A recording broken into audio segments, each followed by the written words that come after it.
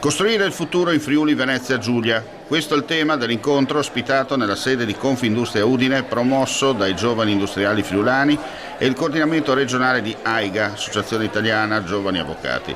Al centro del confronto la formazione, l'accesso al credito, l'innovazione e gli strumenti concreti per sostenere i giovani imprenditori e professionisti della provincia udinese. Tra i relatori Sergio Copetti, direttore generale Prima Cassa di Credito Cooperativo, Giacomo Addolfato, presidente del gruppo giovani di Confindustria Udine, Francesca Ross, presidente del gruppo giovani di Confindustria Alto Adriatico, Michele Zanolla, presidente del comitato di gestione del FRIE, Gabriele Colapietro, rappresentante di FVG Plus, Sergio Emidio Bini in collegamento, assessore regionale alle attività produttive, e il capogruppo di Forza Italia in Consiglio regionale Andrea Cabibbo. A portare i saluti il padrone di casa Luigino Pozzo, presidente di Confindustria Udine. In questo momento sentiamo parlare di esuberi, sentiamo parlare appunto di recessioni, è una situazione complessa che dobbiamo in qualche modo cercare di dare delle risposte, e sicuramente il fatto di poterne parlare